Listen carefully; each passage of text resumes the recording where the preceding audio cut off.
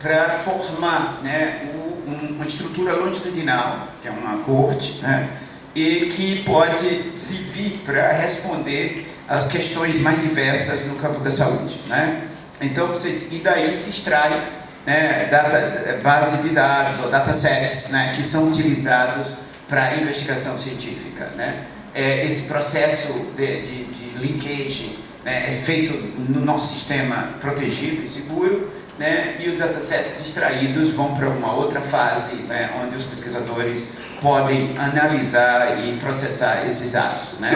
Então vocês veem que tem uma base de dados imensas, né, e um conjunto complexo de bases de dados, né? Aqui vem esse dado principal vem do Cadastro Único, né? O Cadastro Único é uma base imensa que é regida pelo Ministério da Cidadania, né, o antigo Ministério do Desenvolvimento Social, né, que tem até 2015, né, apesar de nós já termos atualizações, né, mas estão sendo vinculadas, mas até 2015 tinham 115, quase 115 milhões de pessoas, né? Então essa é a grande estrutura dessa que nós chamamos a coorte de 100 milhões de brasileiros. Aí eles se ligam outras bases, né? Então todas elas, né, o sistema, por exemplo, de mortalidade, que nós já estamos ligados, são quase 20 milhões de óbitos que aconteceram de 2000 e até recente, né, e que são ligados aqui ao Cadastro Único. O SINASC, que é o Sistema de Nascimento, são quase 50 milhões de nascimentos nesse período que estão vinculadas a esse sistema, né? Alguns projetos e intervenções públicas como o Bolsa Família, né, o Minha Casa Minha Vida, o Programa de Cisternas estão vinculados ou estão sendo vinculados a esse sistema, né? Então isso gera, né, uma estrutura longitudinal que até agora nós temos 2001 a 2015 com 114 milhões de pessoas, né, com 11 fontes de dados, né, e com 7 tipos de linkagem diferentes, né, já feitos, e outros 4, né, estão em processamento, né? Por exemplo, nós recebemos recentemente a base de internamentos hospitalares, né, de 2008 a 2018 no Brasil, que são quase 150 milhões de internamentos, né?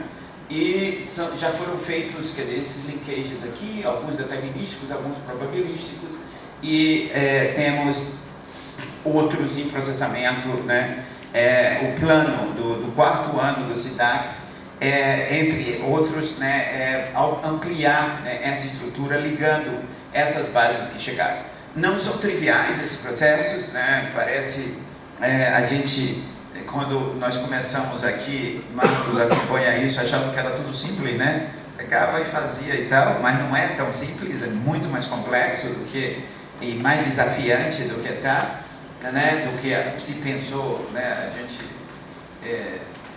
com o desconhecimento e a ignorância, né, de alguns nossos, né, não entendíamos a complexidade disso, né, e que hoje está muito mais claro isso, mas que também os desafios tecnológicos para se fazer estão sendo vencidos, né, pelo grupo do SIDAX. Então, esse ano que vem, essas aqui marcadas são os desafios para vincular a estrutura de base de dados, né? E, para você ter ideia, são internamente hospitalares, são 50 milhões. O CISVAN, que é uma base de nutrição, são 100 milhões de registros, né? Então é tudo muito gigantesco, né? E exige, claro, esforços grandes para a preparação e ligar nesse sistema, né? Desenvolvemos, o sistema de curadoria desenvolveu todo um processo de solicitação de dados, né? Tem sido um processo de aprendizado, né, de relação entre o pesquisador e o novo sistema de oferecer dados ao pesquisador, né? O pesquisador, tradicionalmente, ele tem, os dados são dele, né? Os dados são propriedades do pesquisador, então ele tem total controle sobre os dados. Quer dizer, nesse novo sistema, ele não é mais o dono dos dados, ele vai utilizar dados, né? Então ele precisa interagir, né, entre o pesquisador e a extração da base de dados, de um processo complexo, né, em que o pesquisador precisa aprender, né, a fazer seu plano de dados, a dialogar com a curadoria, né? Então esse processo todo tem sido, né, amadurecido, né, pelo grupo da curadoria do SIDAX, e está cada vez mais sofisticado, né, e está cada vez mais ágil, mais rápido, e, claro, um aprendizado que está beneficiando, né, os pesquisadores que pretendem ou estão utilizando dados nos SIDACs, né. Não satisfeito, uma coorte de 100 milhões, né, foi criado agora, está sendo criado, né, já está em processo e em breve terá um lançamento oficial, uma coorte de nascimento, né. As coortes de nascimento são coortes importantes, né, e o SIDACs resolveu criar uma coorte de nascimento por linkage, né. Então são mais de 40 milhões de nascimentos originalmente, né, e que ligado ao cadastro único nós conseguimos, né, porque é importante ter informações sociais, econômicas, né, que possam entrar nessa estrutura para várias ações analíticas, né, essas informações são necessárias. Nós, até o momento, até 2015, quer dizer, se consegue em torno de 24 milhões de nascimentos, né, então é uma das maiores coortes de nascimento que vai ter, né, no mundo, é uma coorte com 24 milhões, onde uma série de questões, né, importantes sobre nascimento e desenvolvimento podem ser exploradas, né. Isso não estava previsto na inicial dos SIDACs, mas à medida que as coisas evoluíram e o interesse e o crescimento da investigação sobre saúde infantil no grupo cresceu, um grupo dedicado a estudar Zika, que se estabeleceu aqui no SIDACs, né, com financiamento do Ministério da Saúde. Quer dizer, o desdobramento foi a criação, né, toda a idealização, criação dessa coorte de nascimento. Desenvolvemos tecnologia, né, o grupo aqui tem muito aguerrido em desenvolvimento, né, então tem uma série de materiais tecnológicos, né, que o SIDACs tem, por exemplo, de preparação de bases de dados, né, existe uma série de softwares que vão ser paulatinamente organizados e colocados em domínio público, né.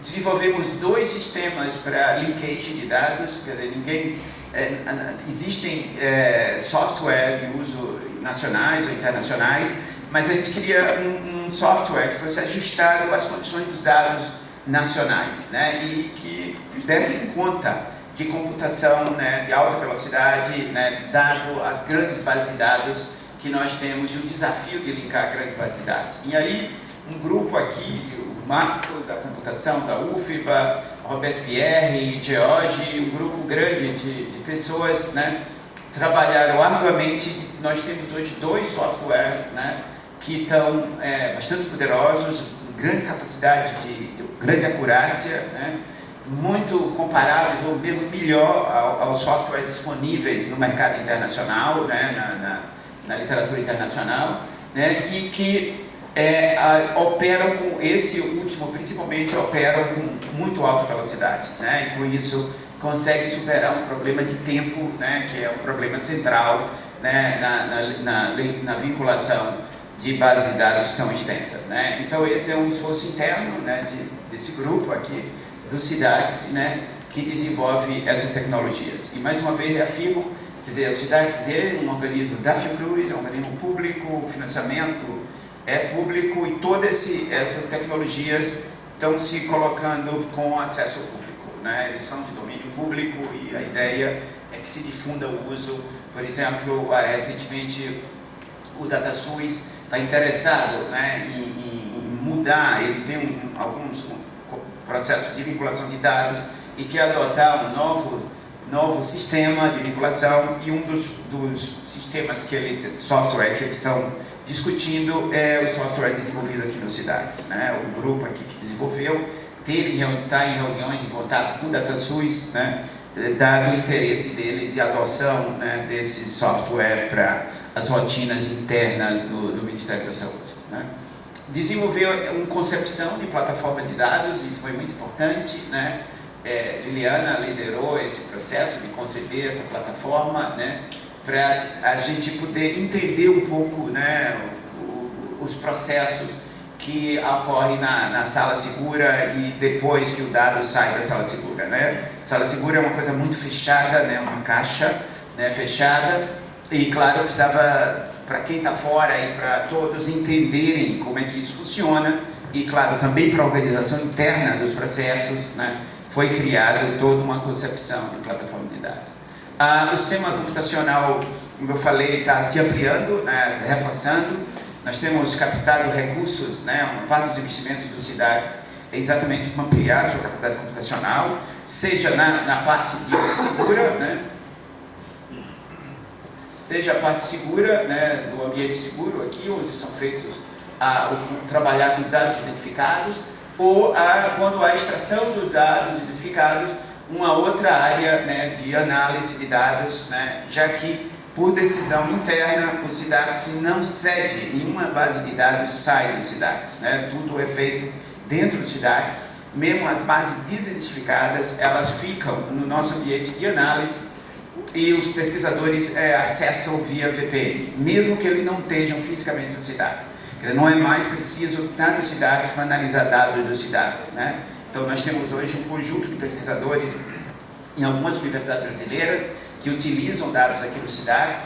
Já temos alguns pesquisadores fora do Brasil que utilizam dados do SIDAX.